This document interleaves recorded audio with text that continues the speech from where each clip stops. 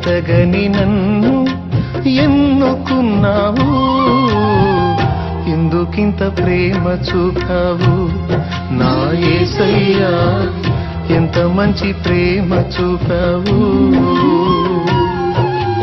ఎన్నతగని నన్ను ఎన్నుకున్నావు, ఎందుకింత ప్రేమ చూపావు నా యేసయ్యా, ఎంత మంచి ప్రేమ చూపావు. ఎందుకింత ప్రేమ చూపావు నా యేసయ్యా, ఎంత మంచి ప్రేమ చూపావు. ఎన్నతగని నన్ను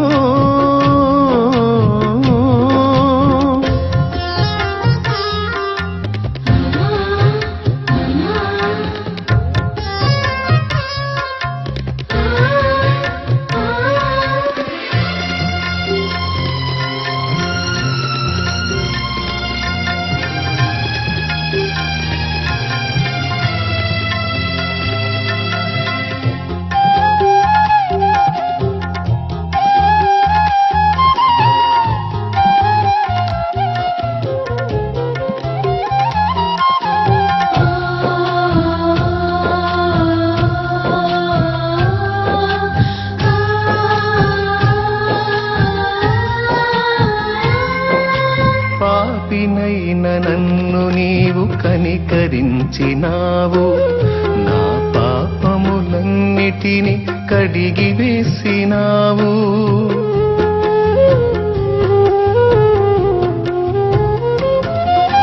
పాపినైన నన్ను నీవు కనికరించినావు, నా పాపములన్నిటిని కడిగి వేసినావు. పతనమైన నా జీవిత గతిని మార్చినావు, పతనమైన నా జీవిత గతిని మార్చినావు. పనికిరాని నన్ను నీ పనికి నిలిపినావు, ఎందుకింత ప్రేమ చూపావు నా యేసయ్యా, ఎంత మంచి ప్రేమ చూపావు. ఎందుకింత ప్రేమ చూపావు నా యేసయ్యా, ఎంత మంచి ప్రేమ చూపావు. ఎన్నతగని నన్ను ఎన్నుకున్నావు, ఎందుకింత ప్రేమ చూపావు నా యేసయ్యా, ఎంత మంచి ప్రేమ చూపావు. ఎన్నతగని నన్ను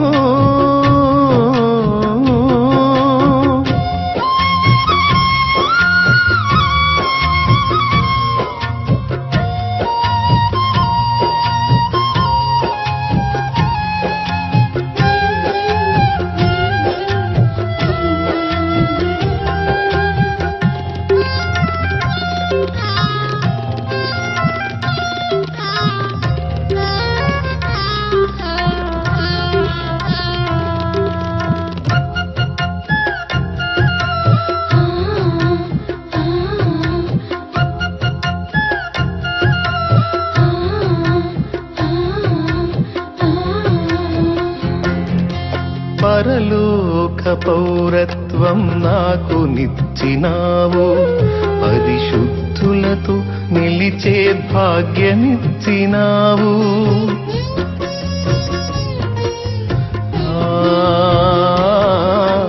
పరలోక పౌరత్వం నాకు నిచ్చినావు, పరిశుద్ధులతో నిలిచే భాగ్యమిచ్చినావు. దూతల కందని నీ దివ్యమైన సేవను, దూతల కందని నీ దివ్యమైన సేవను, దుమ్ము ధూళినైన నన్ను చేయనిచ్చినావు. ఎందుకింత ప్రేమ చూపావు నా యేసయ్యా, ఎంత మంచి ప్రేమ చూపావు. ఎందుకింత ప్రేమ చూపావు నా యేసయ్యా, ఎంత మంచి ప్రేమ చూపావు. ఎన్నతగని నన్ను ఎన్నుకున్నావు, ఉన్నావు, ఎందుకింత ప్రేమ చూపావు నా యేసయ్యా, ఎంత మంచి ప్రేమ చూపావు. ఎన్నతగని నన్ను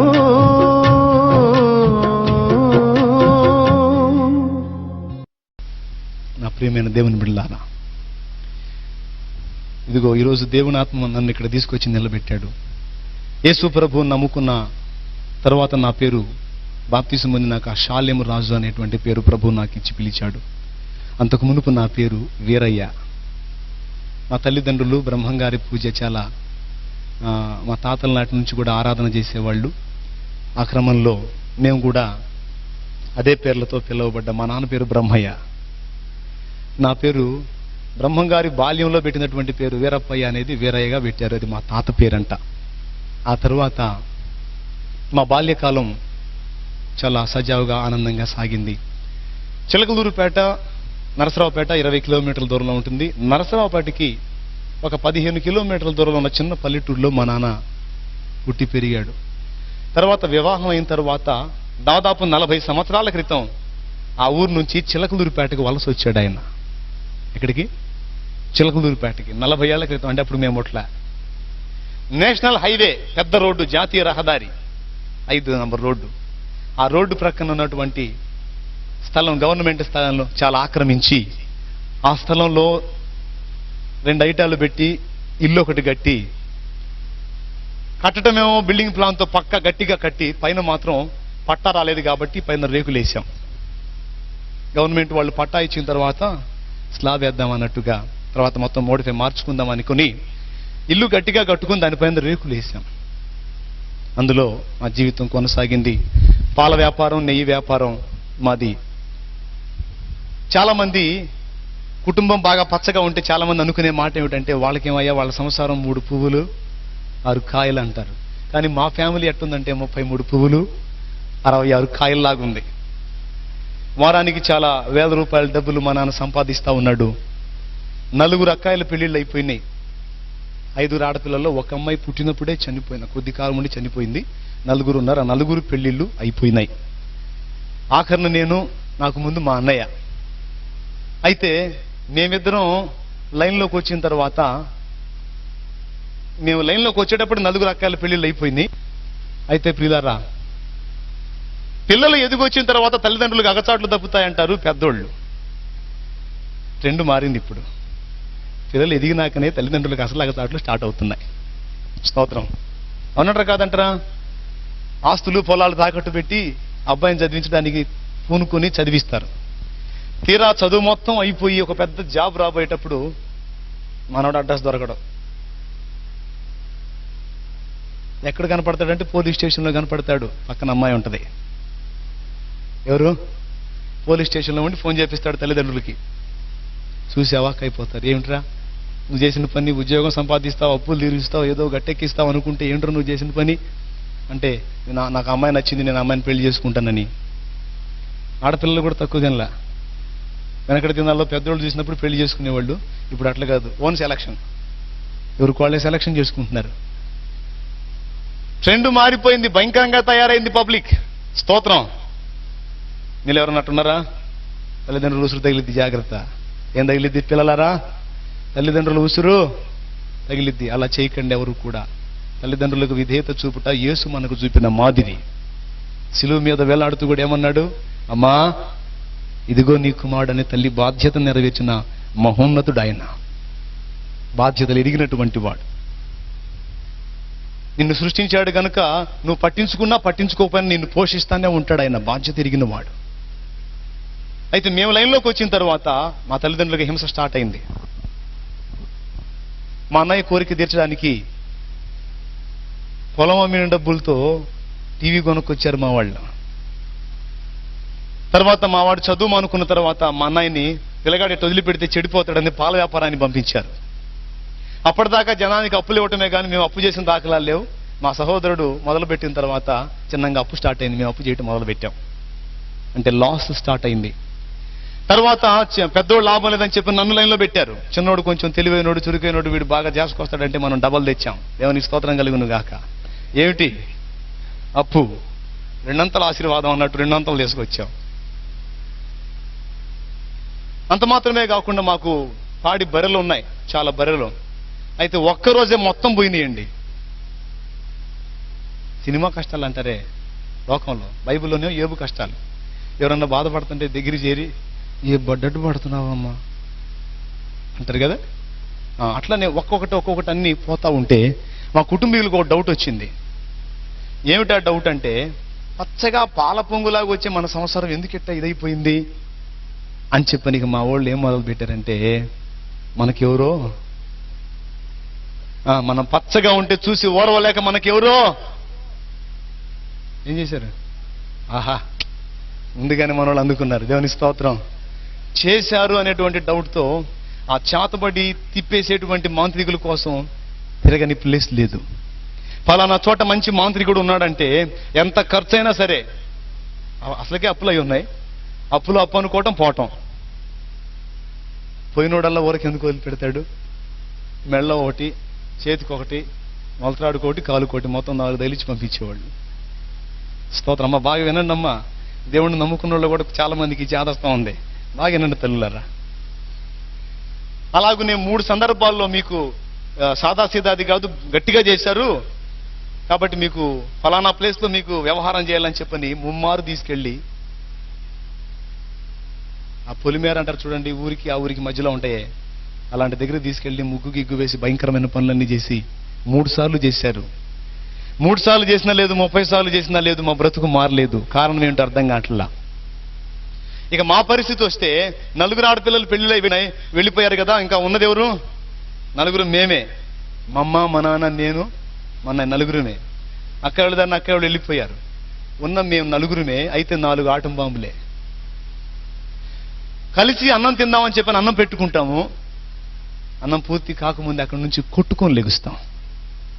జరిగేది ఏంటో అర్థం కాదు. ఒక అరగంట అయిన తర్వాత మళ్ళీ మొత్తం ఒక దగ్గర చేరి అసలు ఏం జరుగుతుంది మనకి అని తెగ బాధపడేవాళ్ళం, ఏడ్చుకునేవాళ్ళం. తర్వాత మాంత్రికుల చుట్టూ తిరిగి విసిగి వేసారిన తర్వాత ఇక మాంత్రికులు కాదు అని చెప్పని నిర్ణయానికి వచ్చినప్పుడు అగచాట్లను బట్టి ఇళ్ల పక్క వాళ్ళు భలే ఇస్తారు సలహా. ఏం చర్చి అమ్మా, ఏం పాస్టర్ అమ్మా, ప్రార్థన పోతాను, ఏం తగ్గింది ఏంది, ఒక్కసారి రా, ఆయన ఏందో ఊరకు మొహం చూసి చెబుతాడంట, ఆయన కనపడేట్టు పోతావా ఏంది, గుట్టుకు పోతాం, రాంగ్ ఎందుకు చేస్తామంట. అవునా కదా, గుట్టుకు పోయొద్దాం అమ్మాయారా, జాగ్రత్త. అయిపోయింది ఆ సెక్షన్. ఈ ఇళ్ల పక్కన వాళ్ళు చేరి ఇంకొక ఐడియా ఇచ్చారు మాకు, మీరేందో చేతబడి బోతబడి తిరుగుతారు, అది కాదు, అసలు మీకు వాస్తు దోషం ఉందన్నారు. ఏం దోషం? అప్పుడు ఇక మా పైచం అటు మారి ఇటు పడ్డది. ఇక మేము ఉన్న ఇంటికి వెళ్ళి చూసుకోవడం మొదలు పెట్టాం. ఫలానా చోట మంచి సిద్ధాంతం ఉన్నాడంటే ఎంత ఖర్చు అయినా సరే పోయేది, తీసుకొచ్చేది. ఆయన గారికి అవసరమైతే కారు అయినా పెట్టుకొని తీసుకొచ్చేది. మా పని అయిపోయిందని జనానికి తెలియదు, అడిగిన చోటల్లో అప్పిస్తున్నారు. తీసుకొచ్చి సిద్ధాంతాలు తీసుకొస్తే ఇప్పుడు ఇక్కడ కూడా ఉన్నటువంటి వాళ్ళ కొంతమందికి ఆ వాస్తు విషయంలో ఆలోచన ఉంది. అవసరం లేదండి, మనకి అది నమ్మాల్సిన అవసరము లేదు. తర్వాత నేను తెలుసుకున్నానులే. అయితే అప్పటికి మాత్రం వాస్తు దోషం వల్లనే ఇలాంటి దుష్ఫలితాలు వస్తాయని ఆలోచించి సిద్ధాంతం తీసుకొస్తే వచ్చినోడు ఎవరికి ఎందుకు పోతాడు, ఆ కిటికీ ఆడ ఎందుకు పెట్టారు అనేవాడు. ఉండకూడదు అంటే అర్జెంటుగా తీసి అది మూసేసేయండి, ఇటు పక్క పగలగొట్టి ఇటు పక్క పెట్టండి అని. ఇంకేం అటు అటు అటు పగలగొట్టి అది ఓడబీకి అది ప్యాక్ చేసి ఇటు పగలగొట్టి ఇటు పెట్టి. మేము అనుకునేది మరి ఇలాంటి తేడాలు ఇంట్లో పెట్టుకొని బాగుండమంటే ఎట్లా బాగుంటుంది అయ్యా, ఇంకా బాగుంటుందంటే చూసుకోండి, ఇంకా తిరిగి ఉండదు. ఆయన ఫీజు ఆయన తీసుకొని పోయేవాడు, మాది మాత్రం ఎప్పటి కాలు ఇట్టిట్టే. దేవునికి స్తోత్రం కలిగిన గాక. ఒకే ఇంటికి 10 మంది సిద్ధాంతులు మీరు తీసుకొని రండి బాబు, 10 రకాలుగా బగల కొట్టించకపోతే నా పేరు తిప్పి పెడతాం మళ్ళీ. ఎందుకంటే అటు బగల కొట్టించాం మా ఇల్లు, ఆ షేప్ మొత్తం మార్చాం, ఆ ఇంటి షేపు. చిన్న గొడవ వస్తే చాలు మా ఇంట్లో టేప్ పట్టుకొని అటు పక్క బట్టి. ఈశాన్యం కరెక్ట్ గానే ఉంది, వాయువ్యం కరెక్ట్ గానే ఉంది, ఆగ్నేయం కరెక్ట్ గానే ఉంది, నైరుతి కరెక్ట్ గానే ఉంది. మనకి దరిద్రం. గొడవ వస్తే చాలు టేపులు పట్టటమే. హింస మామూలు హింస కాదు. దేవుని స్తోత్రం. చివరికి ఈ వాస్తువులతో కూడా విసిగి వేసారిపోయాం ప్రియులారా. ఇక అప్పులు ఇచ్చేవాళ్ళు సర్దుకున్నారు. ఇట్లా సిద్ధాంతులు తెచ్చి తెచ్చి తెచ్చి తెచ్చి మేమే కాదు, మాతో పాటు చిలకలూరుపేటలో చాలా మంది బంగారం లాంటి బిల్డింగులు పగలగొట్టి, అటు పగలగొట్టి ఇటు పగలగొట్టి శుభ్రంగా ప్లాట్లు అమ్ముకుని పోయారు. ఏమమ్ముకొని, అయ్యా వాస్తు పిచ్చోళ్ళారా జాగ్రత్త, కంటి బాధకి కాళ్ళ మందేస్తే తగ్గదో మాకు తెలియలే ఆ సంగతి. సమస్య అసలు ఏమిటో, ఆ తొలగిపోయే మార్గం ఏంటో మాకు అర్థం కాలేదు. చింత తెచ్చిన పులుపు జావదని యేసు ప్రభు అంటే పడేది కాదు. ఇలానే మంచాలు ఆరు బయట వేసుకుని దేవుని పాటలు వినపడుతున్నా, మాటలు వినపడుతున్నా, తిట్టుకుంటా దూషించుకుంటా ఉండేవాళ్ళం. మా బ్రదర్ అయితే ఇంకో ఘనకార్యం కూడా చేశాడు. అందుబాటులో చర్చి ఉండి రోజు సాయంత్రం పూట వాక్యమో పాటలు వినపడతా ఉంటే ఇది ఒకటి పెట్టి అటు గోలగోలు చేస్తారని చెప్పని ఒకరోజు ఆ చర్చిలో యాంప్లిఫైర్ దొంగతనం చేసి అమ్మొచ్చాడు. ఇప్పుడు పెట్టండ్రా ఏం పెట్టి పెడతారు అని. దేవుని స్తోత్రం. ఇప్పుడు మా అన్నయ్య చేసే పని అదే, చర్చిలో యాంప్లిఫైర్లు సెట్టింగే. చప్పడు కూడా దేవుని భయంపరచండి, రోషం కలిగిన దేవుడు. ఏదైతే కొట్టేశాడో దాని సెక్షన్ ఇప్పుడు ఆయన.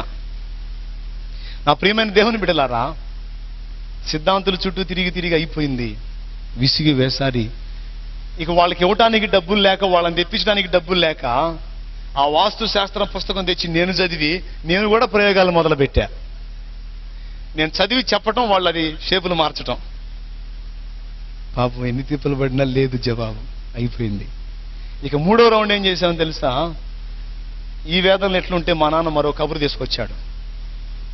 ఫలానా చోట మంచి పనోడు ఉన్నాడంట, మాంత్రికుడు, తర్వాత సిద్ధాంతి కూడా, మనకి ఏ తేడా ఉన్నా చెప్తాడంట, కాదు కొద్దిగా ఫీజు ఎక్కువ అంట. పోతే పోయింది అయ్యా, బాధలు పోవాలి కానీ ఎంత డబ్బులు అయితే ఏవి అని చెప్పి మళ్ళీ ఒక చోట అప్పు చేసి పోయి ఆయన దగ్గరికి పోయి అయ్యగారిని కలవటానికి రోజు పూట పట్టింది మాకు. పిచ్చి జనం చాలా మంది ఉన్నారు అక్కడ. మొత్తానికి ఆయన కలుసుకుని మేము నలుగురు ఆయన ముందు నిలబడితే ఆయన మమ్మల్ని చూసి అసలు ఎట్ట తట్టుకుంటున్నారు మీరు అన్నాడు. ఆ మాట అన్నాడో లేదో ఇక మా మదర్ ఆయన కాళ్ళ మీద పడింది. అయ్యా నువ్వే కాపాడాలి ఆయన అని. ఆయన అంటూ నా దగ్గరికి వచ్చారుగా, తిప్పేస్తా అన్నాడు. ఏంటిది తిప్పేస్తా, ఇంకొండదు అన్నాడు. అప్పుడు ఈ దెబ్బతో మన స్టారు మారిద్ది కాబోలు, ఎక్కడెక్కడ సొమ్మంతా మా ఇంటికి వచ్చేది కాబోలని మేము అనుకున్నాం. విన్నారా?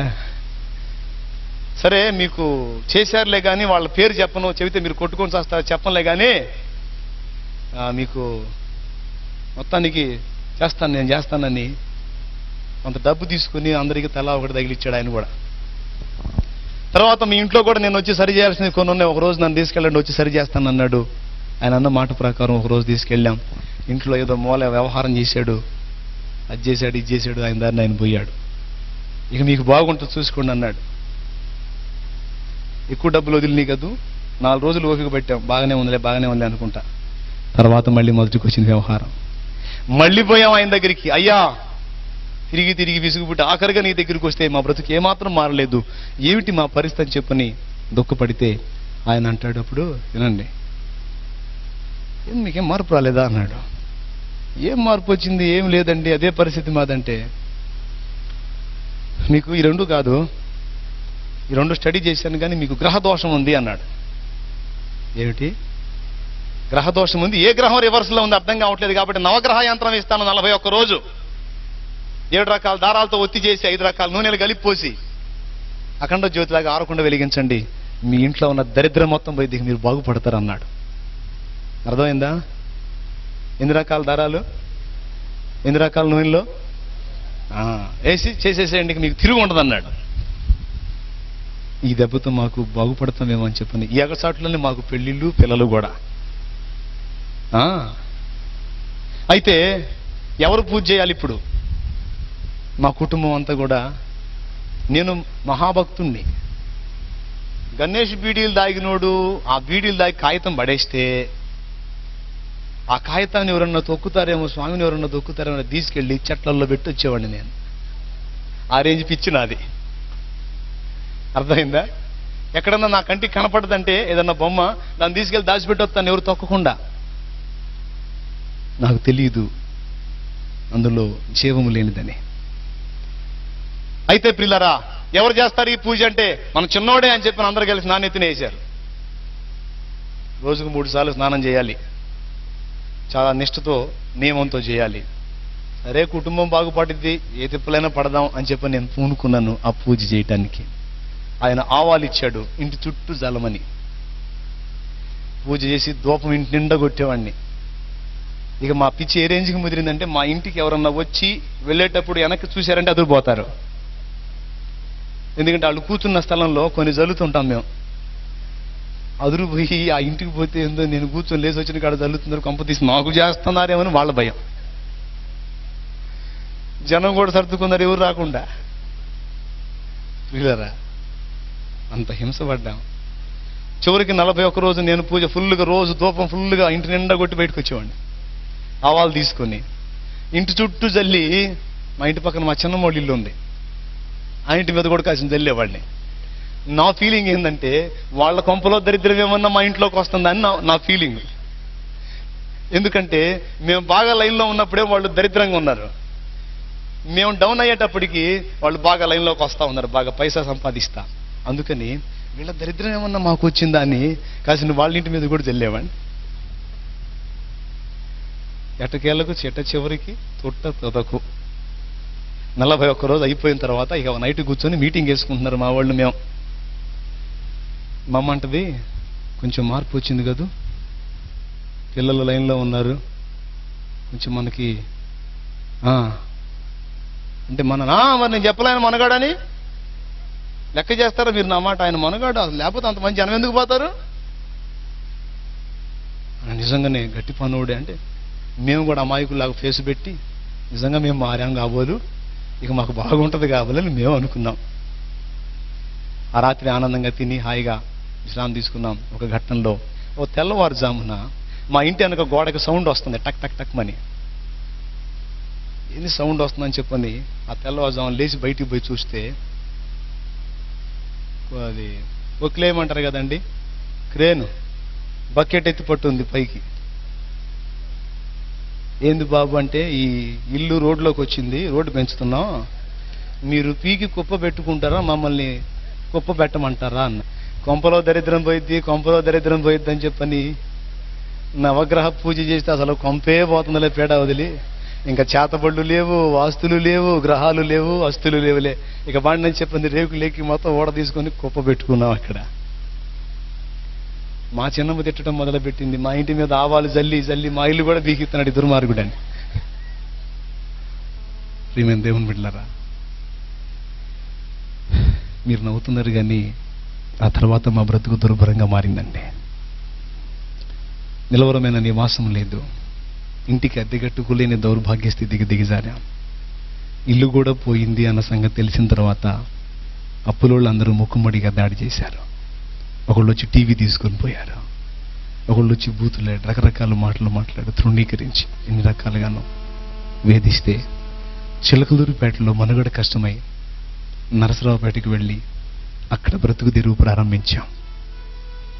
దినమంతా అందరం కష్టపడి డబ్బు సంపాదించిన చేసిన అప్పులకు వడ్డీలకు చాలని పరిస్థితి వచ్చింది. చాలా ఘోరంగా మారిపోయింది. మా పసిబిడ్డలకు పట్టెడన్నం తృప్తిగా పెట్టలేని దౌర్భాగ్య స్థితికి దిగజారాం. అవునండి, అంత మాత్రమే కాదు, పసిపిల్లలకు ఏదన్నా తినిపిద్దామని 10 రూపాయలు కొనుక్కొద్దామన్నా కూడా వడ్డీ వాళ్ళు ఎక్కడ అల్లరి చేస్తారో. అప్పులు ఎంతమందికి ఉన్న మీరు చేతులు ఎత్తండి, అప్పులు ఉన్న వాళ్ళందరూ చేతులు ఎత్తండి, చెప్తా. ఉన్నాయా? మీ అప్పులన్నిటినీ నా ప్రభు యేసు నామమున తొలగించును గాక. ఎందుకంటే వ్యాధుల కంటే కూడా ప్రమాదకరం అప్పండి. అవును, వ్యాధిగ్రస్తుడన్నా కాసేపు కాతే కాసేపు అయినా కనీసం ఆ టాబ్లెట్ వేసుకున్నప్పుడన్నా ప్రశాంతంగా నిద్రపోతాడేమో కానీ అప్పులున్నోడికి మనశ్శాంతి ఉండదు. తిన్నది వంట పట్టదు, ఎక్కడ అవమానపరుస్తారు, ఎక్కడ అల్లరి పాలవుతాను, అభాస పాలవుతానని అల్లాడిపోతుంటారు. మీలో ఎంతమందికి ఉందో లేదు తెలియదు కానీ మేము పడ్డాం. అప్పటిదాకా పూసుకొని రాసుకొని నీ బంధువుని నీ చుట్టానని తిరిగిన వాళ్ళు వరస తప్పేటప్పటికీ ఎవరు రాలేదండి, ఎవరు రాలేదు. వీళ్ళకి కనబడితే ఎక్కడ డబ్బులు అడుగుతారు అని చెప్పని మొఖం చాటేసి తిరగటం మొదలుపెట్టారు. ఈ బాధలో మేము ఉండి అప్పుల చేత ఒక పక్క సతమతం అవుతుంటే పిడుగు లాంటి వార్త మరొకటి 2002వ సంవత్సరం జనవరి 14వ తారీఖున మా 4 అక్కయ్యల్లో 4వ అక్కయ్య, 3 చిన్న చిన్న బిడ్డలు ఆమెకి. జనవరి 14వ తారీఖు సంక్రాంతి పండుగ రోజు నిండు ముత్తైదులుగా అలంకరించుకొని అమ్మవారికి పూజ చేసి తలంటూ స్నానం చేసి చక్కగా మంచి బట్టలు కట్టుకొని పిల్లలకు కూడా మంచి బట్టలు కట్టి పిండి వంటలు చేసి వాళ్ళకి తినిపించి మధ్యాహ్నం పూట మరి టీవీలో అప్పుడు ఆమె ఆరాధించేటువంటి ఆ విగ్రహాలు నాటికి వస్తుంటే చూస్తా బట్టలు పిండుకుంటా ఉంది. సంక్రాంతి అప్పుడు అక్కడ గాలిపటాలు ఎగరేస్తారు హైదరాబాద్లో. ఆ గాలిపటాలు పిల్లలు ఎగరేస్తా 2వ స్టేర్లో వాళ్ళు అద్దెకుంటున్నారు. అక్కడుండి గాలిపటాలు ఎగరేస్తూ ఉంటే వాళ్ళ ఇంటి ఎదురు పెద్ద చెట్టు 2 స్టేర్లకు వచ్చి ఉంది, పెద్ద చెట్టు. ఆ చెట్టులో తగులుకుంది గాలిపటం. ఆ గాలిపటం తీసిమని కొడుకు తల్లిని అడిగాడు. ఆ బట్టలు పిండేటువంటిది ఆ బట్టలు అక్కడ పెట్టి వచ్చి ఇనప సొవ్వు తీసుకుని అక్కడ తగులుకున్న గాలిపటాన్ని తీయటానికి ప్రయత్నం చేసింది. ఆ అమ్మాయి చూసుకోలేదు. ఆ చెట్టులోంచి ట్రాన్స్ఫారం నుంచి రైల్వే స్టేషన్కి వెళ్ళేటువంటి కరెంటు తీగలు పెద్దవి 3 ఫేస్ వైర్లు ఉన్నాయి. అమ్మాయి చూసుకోవాలా. 1, 2, 3 అంతే. ఆ తీయటానికి ప్రయత్నం చేసింది. టక్కుమని పట్టేసుకుంది ఆ కరెంటు. 5 అంకెలు లెక్క పెట్టేటప్పటికి ఆ కరెంటు పట్టుకోగానే తన బిడ్డలు చిన్న చిన్న బిడ్డలు కదా వచ్చి పట్టుకుంటారేమని అర్థమైందేమో. ఆ పిల్లలకి వెళ్ళి చెయ్యూపింది దగ్గరికి రావద్దని. 5 అంకెలు చదివేటప్పుడు కింద పడింది. ప్రాణం పోయేటప్పుడు ఆ 3 బిడ్డలకి ఒక్కసారి అట చూసుకుని అమ్మాయి చనిపోయింది. ఆ ఘోరమైనటువంటి పరిస్థితి, పిల్లలు పసిబిడ్డలు కదా, ఆ మరణం మమ్మల్ని ఇంకా కలచివేసింది. మా పసిబిడ్డలకే పట్టడన్నం తృప్తిగా పెట్టలేని పరిస్థితుల్లో మేము ఉంటే ఆ అమ్మాయి మరణం మరొక సమస్యగా మాకు మారింది. ఆ అమ్మాయి చనిపోయిన కొద్ది రోజులకి ఆ అమ్మాయి భర్త కూడా చనిపోయాడు లారీ యాక్సిడెంట్లో. ఆ 3 పిల్లలు అనాథలయ్యారు. వారి బాధ్యత భారం మేమే చూడాల్సి వచ్చింది.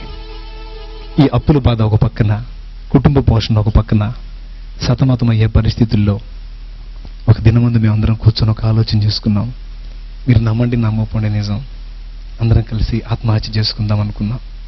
మా పసిబిడ్డలతో సహా మనం పోయి బిడ్డలు ఉండకూడదు, వారికి కూడా విషం తినిపించి చంపేద్దాం, మనం కూడా చచ్చిపోదామని నిర్ణయించుకున్నాం. కానీ ఆ టైంలో మా నాన్న అడ్డగించాడు. కష్టాలు కలకాలం ఉండవంటారు. దేవుడు అనేవాడు ఒకడు ఉన్నాడు. ఏదో ఒకనాడు తప్పకుండా మనకు దారి చూపిస్తాడు, తొందరపడకండి, ఒక్క మెట్టు ఆగుదాం అని చెప్పని మా నాన్న ఆటంకపరిచాడు. అప్పుడు ఆలోచన వాళ్ళు వాయిదా వేసుకున్నారు, కానీ నేను మాత్రం వాయిదా వేసుకోలేదండి. నీచం కంటే మరణం మేలు. కాబట్టి అప్పులో చేసినటువంటి అప్పులు తీర్చగలిగే స్తోమత మన దగ్గర లేదు. అంత డబ్బు ఏం చేసి మనం తీసుకొని రాలేము. కాబట్టి వాళ్ళు వచ్చి బజారుకు లాకముందే చచ్చిపోతే బాగుండు, ఎలా చచ్చిపోవాలి? ఒక రాత్రి పండుకొని ఆలోచించుకుంటున్నాను. మధ్యరాత్రి 12:30, 1 గంట అయింది.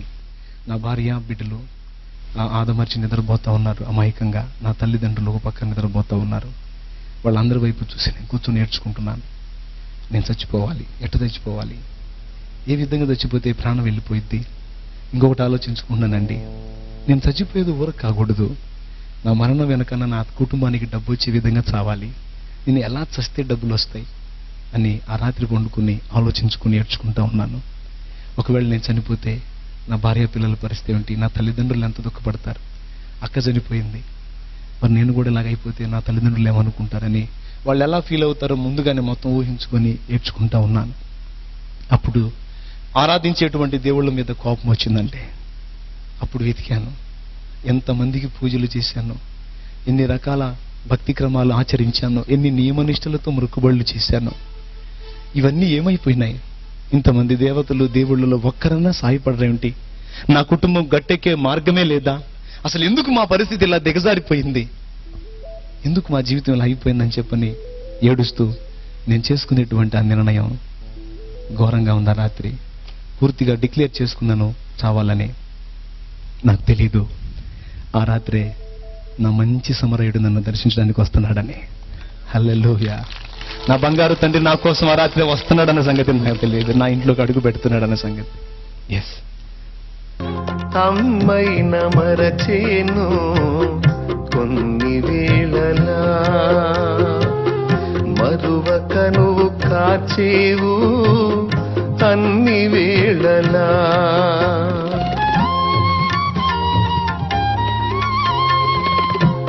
అమ్మైన మరచేను కొన్ని వేళలా, కాచేవు అన్ని వేళలా. నా మంచి స్నేహితుడా మరువలేను నీ ప్రేమ. నా మంచి స్నేహితుడా మరువలేను నీ ప్రేమ. నీ ప్రేమ మరచుట కంటే మరణమే మేలు సుమా. నిన్ను వీడి బ్రతుకుట కంటే మరణమే మేలు సుమా. మరణమే మేలు సుమా. యేసుని అనురాగం నిజమైన మమకారం చూపునా ఎవరైనా ఈ బ్రతుకులో. దొరుకునా ఎందైనా ఈ జగతిలో యేసుని అనురాగం. ఆ రాత్రి దర్శించాడు. నేను ఆరాధించినటువంటి దేవతలను దేవుళ్ళన్నిటిని జ్ఞాపకం చేసుకుని ఒక దేవతన్నా సహాయపడలేదు, ఒక దేవుడన్నా సహాయపడలేదని చాలా దుఃఖపడుతూ ఉన్నాను. పిల్లరా, గిడ్డం బాగా పెంచుకొని జుట్టు పెంచుకొని ఉన్నాను, తిరుపతి వస్తానని. అప్పటికి 5 సార్లు మాల వేసుకున్నాను. 3 సంవత్సరాలు వేసుకునే మాల ఒకే సంవత్సరం వేసుకుంటాను. దేవుడా నా కుటుంబాన్ని గట్టెక్కించమని మొక్కుబడి చేశాను. నా చిన్న బిడ్డలకు పిలకలు దేనికో తెలుసా? తిరుపతికి తీసుకెళ్లి వాళ్ళకు కూడా ఇస్తానని. అంతేకాదు చాలా ఉన్నాయి మొక్కుబళ్ళు.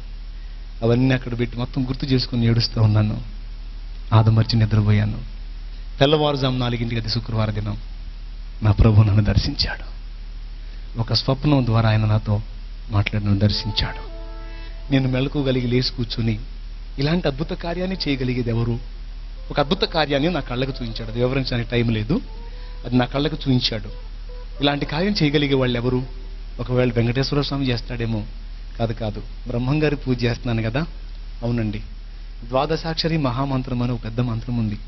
12,008 సార్లు అక్షరం తప్పుపోకుండా, అంకె తప్పుపోకుండా జపిస్తే స్వామి ప్రత్యక్షం అవుతాడంటే రుద్రాక్ష దండాలు ఇచ్చుకొని మెళ్ళ వేసుకుని విభూతి రేఖలు ఒంటి నిండా పెట్టుకుని పద్మాసనం వేసుకొని కూర్చొని ఉపవాసం ఉండి నోటితో అంకెలు తేడా వస్తాయేమని చెప్పి రామకోటిలాగా రాసుకుంటా చదవటం రాయటం. ఆ మంత్రం ఇప్పటికి కూడా గుర్తుంది నాకు. అస్యా శ్రీ వీరబ్రహ్మేంద్ర స్తోత్రస్య మహామంత్రస్య సిద్ధియోగేశ్వర ఋషిభక్తి చంద్ర పరాం జ్యోతి స్వరూపిణి ఓం దేవత వేం కలకం యమధర్మార్థ కామ మోక్ష పరపురుషార్థ చతురార్థ.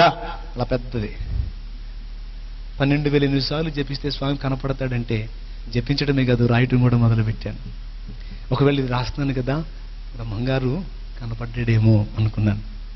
ఈ స్వామి ఆ స్వామి, ఈ స్వామి ఆ స్వామి అంటుంటే నా చెవుల్లో ఒక ధ్వని మారుమోగుతుంది. ఇలాంటి కార్యములు చేయగలిగిన వాడు నజరేయుడగు యేసు ఒక్కడే. Praise the lord. ఈ ఘడియలో నిన్ను కాపాడగలిగిన వాడు నజరేయుడగు యేసు ఒక్కడే. చెప్పని నా చెవుల్లో ధ్వని మారుమోగుతా ఉంది. ఒక బలమైనటువంటి ప్రేరేపణ నన్ను గుచ్చుతుంది. నేనేంటి అక్కడికి పోవటం ఏంటి అని ఒక పక్కన నా అహం నన్ను అడ్డగిస్తుంది. ఎట్టకేలకు ఒక అభిప్రాయానికి వచ్చాను. ఇన్ని దేవతలు, ఇన్ని దేవుళ్ళు, ఇన్ని సిద్ధాంతులు, ఇన్ని వేదాంతులు, ఇన్ని మాంత్రికులు తిరిగి అసలు ఒక్కసారన్నా నేను చర్చికి ఎందుకు వెళ్ళలేకపోయాను? మొత్తానికి ఏదో నాకు అడ్డుపడతా ఉందని గ్రహించి అప్పుడే తీర్మానం చేసుకున్నాను, ఇక నుంచి నేను చర్చికి వెళ్ళాలని. నా తల్లికి చెప్పాను, నేను చర్చికి వెళ్తానంటే అదేందయ్యా స్వాములకు మొక్కులు మొక్కున్నావు, అదేంటి అటు వెళ్ళకూడదు అని చెప్పని అంటదేమో అనుకున్నాను. ఒక మాట ఎందుకయ్యా అని అన్న ఆమె వెంటనే సరే పోయా ఆయనన్నా సహాయపడతాడేమో అంది. ఆ మాటతో మొట్టమొదటిసారి చర్చికి వెళ్ళాను. చర్చికి వెళ్ళేటప్పుడు ఆ స్త్రీలను అడిగానమ్మా, మంత్రాలంటే చదవటం వచ్చు, ప్రార్థన అంటే రాదమ్మా, ఎట్ట చేయాలో అని అడిగితే, ప్రార్థన అంటే మంత్రాలు కాదు బాబు, ప్రార్థన అంటే నీ గుండెలోని వేదన ప్రభువుకి విన్నవించుకో, నీ బాధను బట్టి కన్నీళ్లతో చెప్పు. ఆయన కరుణామయుడు, ఆయన నీతో మాట్లాడతాడు, నీకు సహాయపడతాడని వాళ్ళు చెప్తే, దేవుడు మాట్లాడతాడా, యేసు ప్రభు మాట్లాడతాడంటే ఖచ్చితంగా మాట్లాడతాడు. అట్లయితే ఆయనగా నాతో మాట్లాడితే నా బ్రతుకును ఆయనకు అంకితం చేసుకుంటాను అనుకున్నాను. మొట్టమొదటిసారి చర్చిలోకి వెళ్ళాను. వెళ్ళారా? దేవుడు మాట్లాడతాడా? బైబిల్లో దాదాపు 11 రకాలుగా దేవుడు మాట్లాడాడు. ఇప్పుడు సమయం లేదు, ప్రభుత్వం అయితే తర్వాత చెప్తాను. ఆ రోజు నేను దేవాలయంలోకి అడుగుపెట్టిన తర్వాత నాకు తెలియకుండానే భయంకరమైన దుఃఖం నన్ను ఆవరించింది. కుప్పలా కూలిపోయి పెద్దగా ఏడ్చాను. చర్చిలో ఒకటి మాత్రం నాకు బాగా నచ్చింది, మనసారా ఏడవటానికి భలే అవకాశం దొరికింది. ఎందుకంటే అక్కడ ఆల్రెడీ ఉన్నోళ్ళు ఏడుస్తా ప్రార్థన చేస్తున్నాను. ఆ ఏడుపులో నా ఏడుపు కూడా కలిపేశాను, పెద్దగా ఏడ్చాను. ఎంత ఏడ్చానో నాకు తెలియదు. యేసుప్రభువా, నిన్ను ఘోరంగా తిట్టి అందరాన్ని మాట్లాడిన దౌర్భాగ్యుణ్ణి, చావాలనుకుంటున్నాను, గతి లేక నిన్ను ఆశ్రయించాను. నువ్వు నాకు సహాయపడతావా? నువ్వు మాట్లాడతావంట. నువ్వు ఎటు నుంచి మాట్లాడతావు? ఎలా మాట్లాడతావు? నాతో మాట్లాడతావా? ఏడుపు తప్పితే నా బ్రతుకులో ఏమీ లేదయ్యా. యేసుప్రభువా, నాతో మాట్లాడతావా? నా మాటలు నీకు అర్థమవుతున్నాయా? ఆ ప్రార్థనలు ఎట్ట చేయాలో నా చేత కాదు, మరి నేను చేసేది నీకు అర్థమవుతుందా? నా పరిస్థితి ఏమిటని నేను అడిగినప్పుడు కొద్ది తడవ తర్వాత అటు చూడు అనేటువంటి ప్రేరణ బలంగా వస్తాను. ఆ గోడ తట్టు తిరిగినప్పుడు నేను ఏ ప్రశ్న అయితే ఆయన అడిగానో దానికి జవాబుగా ఆ గోడ మీద దేవుడు నాకు కనపరిచాడండి. చర్చిలో ఇటుపక్క ఉన్నటువంటి ఆ 2 వచనాలతో పాటు 3వ వచనం కూడా నాకు చూపించాడు. 2 రాజుల గ్రంథము 20వ అధ్యాయం 5వ వచనం. నీవు కన్నీళ్లు విడుచుట నేను చూచి తినే, నీ ప్రార్థన నేను అంగీకరించున్నాను, నేను నిన్ను బాగు చేసేదను. ఈ మాట ఆయన మాట్లాడాడు. ఆ మాటలు నా కంటపట్టడంతో నా శరీరం పులకించిపోయింది. మరొకసారి ఇచ్చాను. ఫస్ట్ టైం బైబిల్ పట్టుకొని ఓపెన్ చేశాను, ఈ మాట ఎక్కడుందో చూద్దామని. అప్పటి నుంచి ఇక బైబిల్ చదవటం మొదలు పెట్టాను. అప్పుడు మాట్లాడిన తర్వాత బైబిల్ చదవటం మొదలు పెట్టాను. ఒక్కొక్క వచనం నా చెంప పగలగొట్టినట్టు అనిపించింది. వ్యభిచారం చేస్తే కాదురా, ఆ చూపు చూసి నా పాపమే. 2 రూపాయలు ఇచ్చి డబ్బా కొట్టడం కాదు, 2 లక్షలు ఇచ్చి నా కుడి చేతితో ఇచ్చేది ఎడమ చేతికి. భక్తి చేసేది జనం చూడాలనే వేషధారణ కాదురా. నువ్వు చేసే భక్తి నాకు మాత్రమే తెలిసే విధంగా జాగ్రత్త పడాలి. మనుషులు చూడాలని చేయకూడదు, నేను చూడాలని చేయాలి. ఏ పనైనా ఒక్కొక్క మాట నన్ను తాకటం మొదలుపెట్టింది.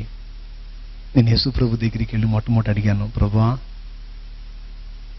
నేను ఇంత శ్రమ పడటానికి వాస్తు తేడానా, చేతబడా, లేకపోతే గ్రహదోషమా అంటే ప్రభు చెప్పిన మాట ఏమిటంటే, ఈ 3 నీ మీద పని చేయాలన్నా, లేకపోతే ఇది కాకుండా మరి ఏదైనా మీ మీద దాడి చేయాలన్నా అన్నిటికంటే ప్రాముఖ్యంగా మీకు పాపదోషం ఉంది అన్నాడు.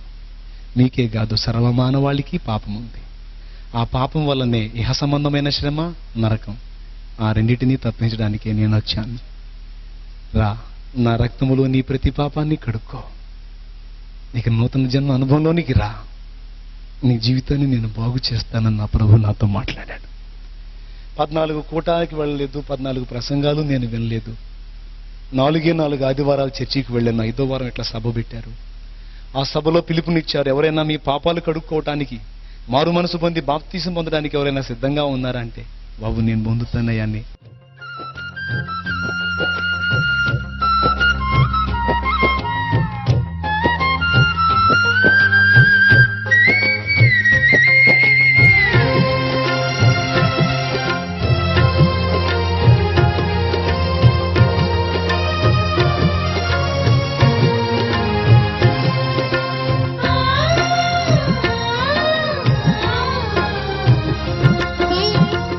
అన్యజనులలో నీ వార్తను నా బ్రతుకు ద్వారా ప్రకటింతును.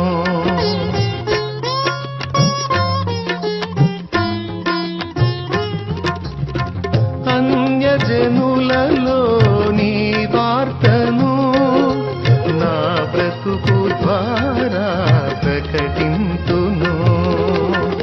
మాటలు కాక క్రియలతో నేను, మాటలు కాక క్రియలతో నేను నాలో నిన్ను కనపరతును, నాలో నిన్ను కనపరతును.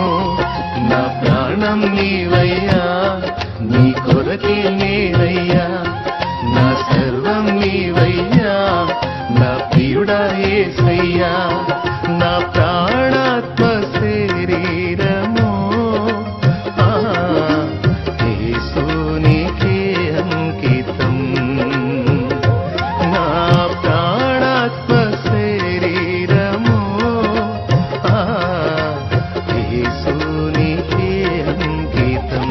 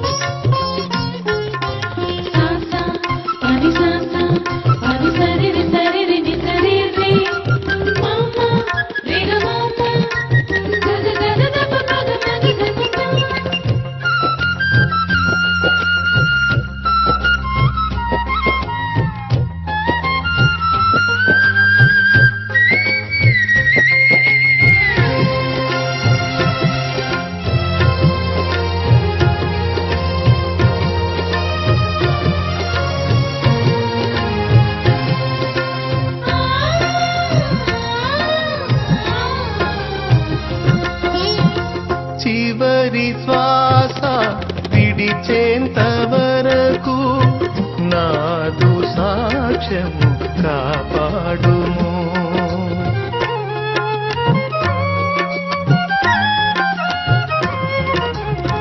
చివరి శ్వాస విడిచేంత వరకు నాదు సాక్ష్యము కాపాడుము. సాక్ష్యము చెదరి పోవుట కంటే, సాక్ష్యము చెదరి పోవుట కంటే ముందే మరణము కలిగించుము.